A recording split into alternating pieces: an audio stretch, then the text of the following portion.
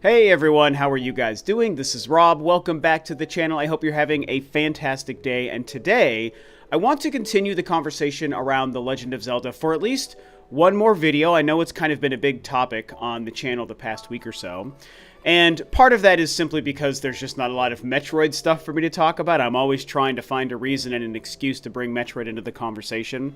And I did enjoy having that discussion around Metroid in my most recent video. But other than that, there's really a lot more to dive into when it comes to the future of Zelda, mostly due in part to the recent interview that Eiji Aonuma gave to Game Informer, where he discussed not only Tears of the Kingdom and the concept around the canceled DLC, or not canceled DLC, but the decision to not have made DLC, I should say, but also the fact that he did talk about the future a little bit, and he had that no comment statement in response to the Ocarina of Time remake, which is something I also discussed on this channel.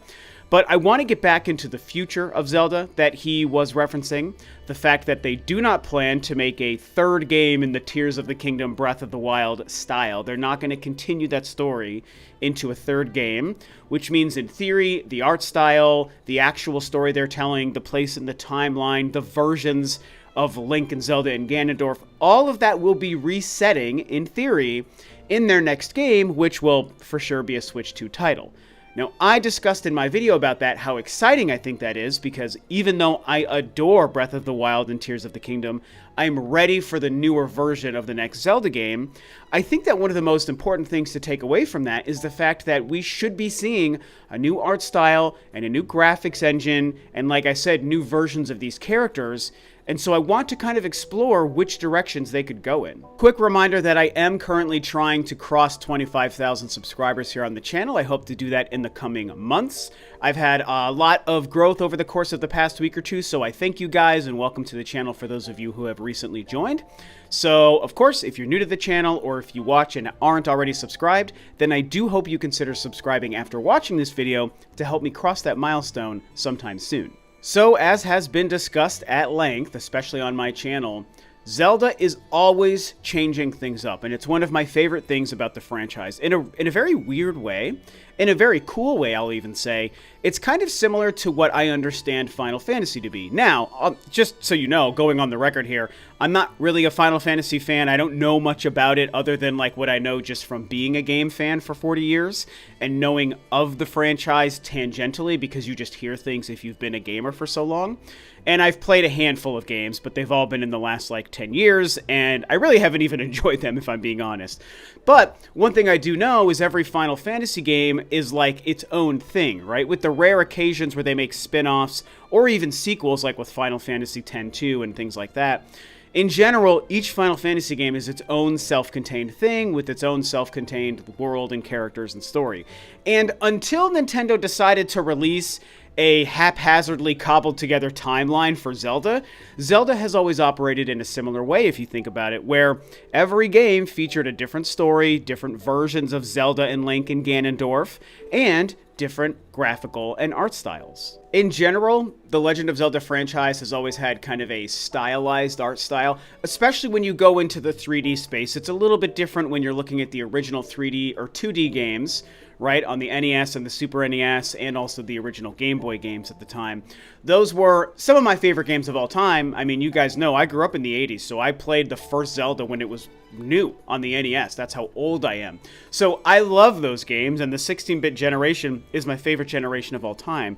But we have to kind of separate the older 2D era and the 3D era. So in the 3D era of Zelda, starting with the Ocarina of Time in 1998, it's always had a stylized kind of view of the world, because you're dealing in something that's very high fantasy, and Link is an elf creature character, right? And you got the Kokiri, and you've got Ganondorf and the Gerudo, and you've got the Zora and the Gorons, and just the general vibe of the world has been stylized. But I also think people sometimes miss this. They also were, in the very beginning, with Ocarina of Time and Majora's Mask, balancing that era's ability to make something look realistic. And I think that they were going for realistic, but in a fantasy setting, for what the Nintendo 64 was capable of doing in the 90s and in the early 2000s. But of course, after those games, that's where things start getting really crazy, and they really were experimenting with a lot of different styles. Again, we're sticking to the console games,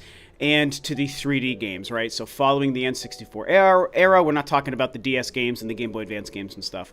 So when we look at those console games, they started really experimenting with different styles, and I liked that. And I'm just going to go on record and say, many of you know this, my favorite Zelda game of all time, which is also one of my top 3 video games of all time, is The Wind Waker, which is the most stylized, the most opposite of realistic Nintendo has ever gone with The Legend of Zelda, with a very ahead of its time, cartoony, sort of expressive visual style. I mean, there was so much that they were able to do with Link's face and with the world visually. And on the GameCube in 2003, when that game came out, forget about it. We'd never seen anything like that. And yes, it was very divisive when it was first revealed. But I think that what they ultimately achieved was fantastic. But we've also seen them skew the other way, and I am somebody who, and I will explain this a little bit further in this conversation, I am somebody who thinks that Twilight Princess was a purposeful decision to go in the opposite direction, and it was the GameCube and Wii hardware's attempt at going ultra-realistic. To get back to the Wind Waker thing for a minute, I know I've told this story in a previous video, but I do just want to let you guys know really quickly my experience with the Wind Waker, because I remembered, there's the famous 2000 Space World demo where the GameCube hardware was about to come out, and it was very exciting, and they had that Link fighting Ganondorf, like 3D rendering that looked very realistic, again, for the time in the year 2000, with where we knew the next generation of video game hardware was going to be going, and it was showcasing the power of the GameCube and what the Legend of Zelda franchise could look like, and that's coming off of the 2 N64 games. So that Space World demo felt like a showcase of, we had amazing, next-level, realistic Zelda graphics in the 2 N64 games. Now here's what the GameCube game is going to do. And that was exciting. But then, my experience discovering what the Wind Waker was going to look like was walking through a Blockbuster, and I have no idea what year this would have been. 2001 is my guess, maybe 2002. So I would have been in my early 20s. And, at the time, you would go to Blockbusters to rent movie and video games. That's what life was like back then. And you would also find video game magazines to flip through. That was also very common. Nowadays, we're using our smartphones and the internet and Twitter and whatnot and YouTube. Back in the day, it was all video game magazines. And I just grabbed a random video game magazine and I was flipping through it. And I saw for the first time the pictures and the confirmation of what the Wind Waker was going to look like. I don't remember if the name was revealed, but it was definitely pictures of, this is the new Zelda game for the GameCube, which was brand new at the time. And it was that cartoony graphic style and that cartoony Link. And I was crushed initially. I was like beside myself as like a 21-year-old total video game nerd in the year 2001 or 2. And I was like, what is this? This is not my Zelda. This is not my Link. I hate this. This is like a kiddie stupid game. It wasn't what I wanted or expected. But after time, I learned to adapt, and I was like, you know what? I'm just excited for a new Zelda game. I started reading more coverage and previews as the game got closer to releasing, and it was all extremely positive. And then by the time I finally played it, instant change. I was like, this is incredible. And so, long story not short at all, as I had already mentioned earlier, it became not only my favorite Zelda game, but one of my top 3 favorite video games of all time. Now, to also revisit the Twilight Princess conversation, I'll be curious to hear if a lot of you guys understand or agree with this perspective, but this is just my personal read on it, okay? As a longtime game fan and a longtime Zelda fan, going back to the beginning, I'm not saying I'm officially right or wrong, but this has always been my opinion on what I think they were trying to do with Twilight Princess. And again, when you consider that game being 6th generation hardware that they were developing it on, they were making it on the GameCube, and it eventually came out on the Wii as well, which is, as we all know, kind of the same architecture as the GameCube, only a little bit more powerful. So that's the technology and hardware they were working with. And I think the graphic and art style of Twilight Princess is the best they could do at the time. And I mean the whole industry for the most part. With some, maybe the Xbox could have done a little bit better. But I think this was their attempt to make something that was as realistic as you could make a video game look at that time. Even though the setting is fantasy, because Zelda is fantasy, I think that if you were to have made Twilight Princess with the same motivations today, you'd get something. I think Nintendo would have made something that's trying to look a little bit more like, it's going to sound like a strange comparison, but like The Last of Us, where The Last of Us is set in reality with human characters and the graphics are so good that it is essentially, it's reality, but only in a video game. And I think that we would have seen a fantasy reality of Zelda if they could have made it today. But Twilight Princess wasn't made today. Twilight Princess was made and released in 2006. And because of that, the hardware allowed the best, most realistic version of graphics to look like what Twilight Princess was. So I don't know if this all sounds convoluted or confusing, but I'm sure you guys can follow what I'm trying to get at here. I just think that that's what they were trying to do, just like I think they were trying to do the same thing with Ocarina of Time in 1998. These are examples of Nintendo trying to make the Zelda franchise look super realistic for its time, given the hardware they were developing it on.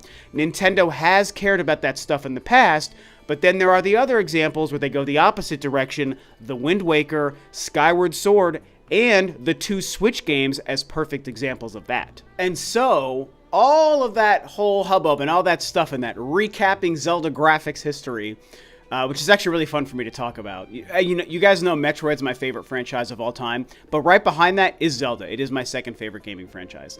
And so with all of that history about the visuals and whatnot, now we come to what's going to happen next. We've seen Nintendo go in both directions, in my opinion, right, of graphics.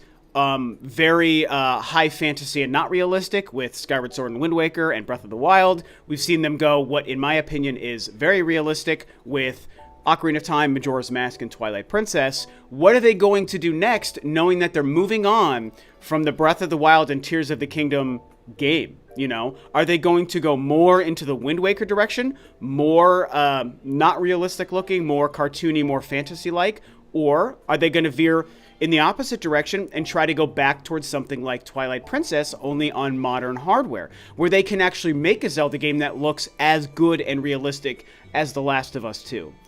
I don't know what they're going to do, but I'm going to go back to something I said in a recent video. What I would like to see them do for one game only is to see them try and make a game that looks like the Wii U tech demo. Now, I know this has been a divisive topic in the past, and I've even seen it on my videos when I've brought this up. Some Zelda fans, for some reason, very much don't like that Wii U tech demo. They just think it's, I don't know, they don't like the art style, the graphics. They hate the idea passionately of a full Zelda game that looks something like that or better. And I can't pretend to understand why. That's a very strange perspective to me, but everyone has their own opinions, and so it is what it is. I'm not going to tell anyone they're wrong to have their preferences, but I do find it to be strange.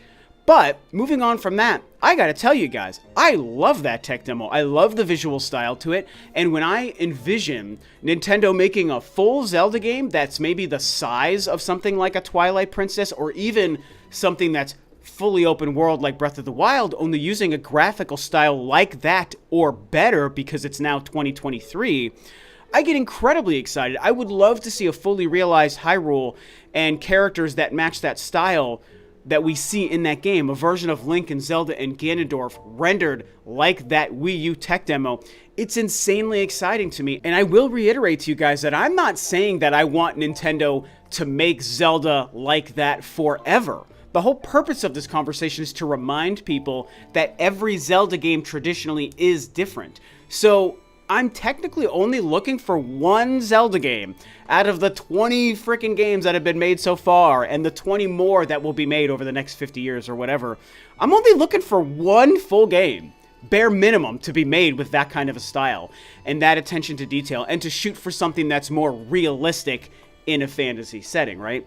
So I feel like that's a pretty reasonable ask. You know, if someone is saying Nintendo should turn Zelda into that and only make games like that, yeah, even I would have a problem with that. It's like, don't do that. Do the normal thing where every Zelda game is different. But I'm not asking for them to change the series, you know, for the rest of time. I just want one game that looks like that Wii U tech demo. And again, I know that there are people out there that very weirdly just hate that style, but I think it would be incredible. And so part of the purpose of that kind of recapping of styles is to say that I feel like that Wii U tech demo, similar to the Space World 2000 demo, was building off of the art style that Twilight Princess was, and showing if we took Twilight Princess to the next level with better graphics and better hardware, this is the kind of game in theory we could create. And I love that. I'm going to be honest. I think Breath of the Wild and Tears of the Kingdom are gorgeous games, and I love their art style. I would not change them in their current forms. However, I actually prefer the art style in that Wii U tech demo. And so when I envision that, if they were to take that general approach visually, and then maybe on the Switch too, make the next game look like that, again, knowing it could, in theory, look as realistic as a Last of Us game for one game. Because again, I'm going to also remind you, my favorite Zelda game is the most non-realistic. It's Wind Waker. So I'm hoping I can be a good example of how somebody can be a fan of all things, and I don't discount anything as being good. So I want one game that looks as good as The Last of Us, but at the same time, I will always prefer the Wind Waker style, right? So do you see how both things can coexist in one person's brain? Hoping that makes sense.